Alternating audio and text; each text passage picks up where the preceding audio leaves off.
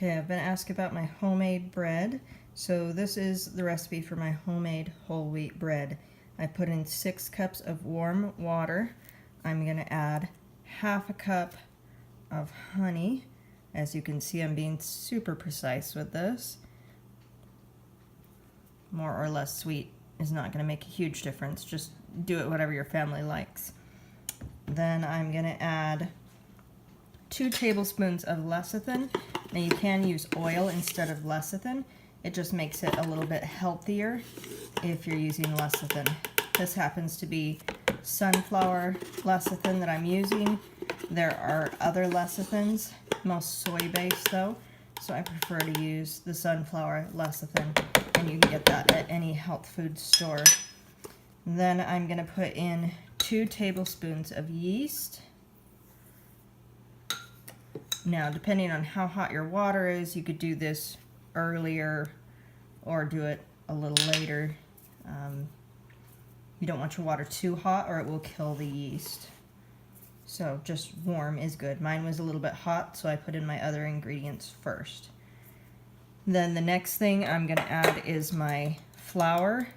Now I'm using hard white wheat. You can certainly use other kinds as well. You use hard red. It's going to make your bread a little bit firmer, more dense. So I prefer using the white wheat, but you know, use what you have. Fresh ground is always better, more nutritious. But again, you know, do what you're going to do. So I'm going to add in about 6 cups to start with.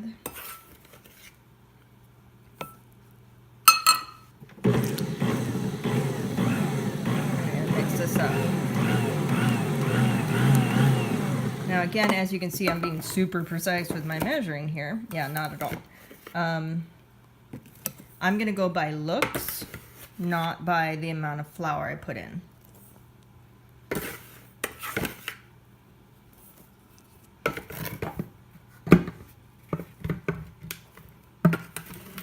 Okay, so I'm going to get this going, and I will come back to it in just a second. Okay, I've added in approximately 12 cups of flour. Now I'm going to add in about 2 tablespoons of salt, and we're going to mix this up so you can see consistency of what this should look like as it starts mixing. So as I start mixing, you can see it's still very sticky. It is pulling away from the sides. I can see the sides and the bottom of the bowl occasionally, but it's still a very wet dough. So if I stop this right now, and I'm going to put a little bit of oil on my fingers just so it doesn't stick quite so bad. If I pull a chunk of this up, I want you to see what this looks like here. It's just goop. There's no pull or stretch to it whatsoever. It just is goopy, okay? So that means the gluten is not developed and it's not gonna rise the way that I want it to. So we need to let this go for about 8 minutes in a Bosch. Now of course you can knead it by hand, you're just gonna need it for longer. The trick is you want the look and the feel to be right. So I'm showing you the way it looks now. Still moist, still grabbing at the sides, not completely clinging together in the middle. And then we check back on that in 8. Okay, we've reached the end of our 8 minutes. You can see here that it's pulled away from the bottom, but it still has a little bit of that sticky residue left on the side. So it hasn't completely pulled everything off, but it has pulled most of it off. You can see the dough is still very, very wet. So I'm going to get a little more oil on my fingers again so you can see the difference of what this looks like now.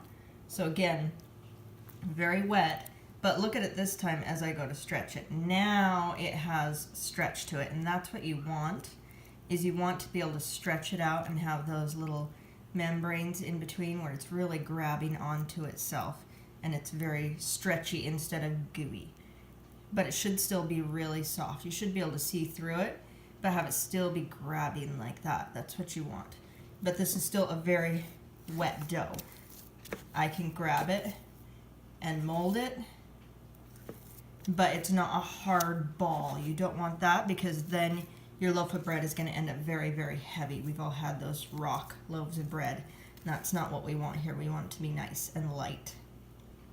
All right, I pulled it out. I have some olive oil on the counter. You don't want to put it on flour at this point because adding more flour will make it more dense. So you just want to put it on the counter, some olive oil. Go ahead and divide it into quarters.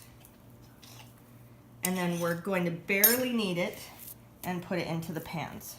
So I'm going to take it like this. I'm going to fold over, fold over, fold over, fold over. And I'm just going to do that a couple of times, pushing down as I do it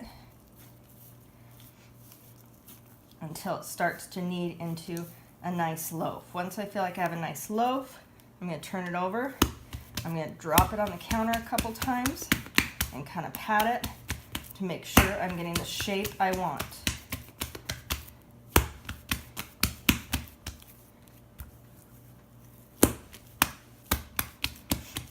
Okay, once I have the shape I want and my loaf looks good, I'm going to drop it into my pan.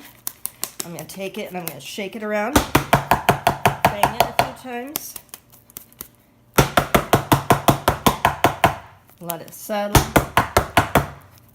so you have a nice shaped loaf like that. And I'll repeat with all the others. Okay, they've risen to about double, little less because I'm in a hurry and want it done at the same time as dinner. My oven's preheated to 350, so I'm going to go ahead and put them in at this point. You can let them rise more. As you can tell, they're not all exact equal sizes, and that's okay. It doesn't really matter. Some will just end up bigger than others. If you want to be precise about it, you could weigh each one, but generally it doesn't matter. And after 45 minutes, there's the final product. If you want the top to be glossy, you can rub a little bit of butter on it, or you can do an egg wash before you put it in the oven and put seeds on it and whatever you want to. But there you go.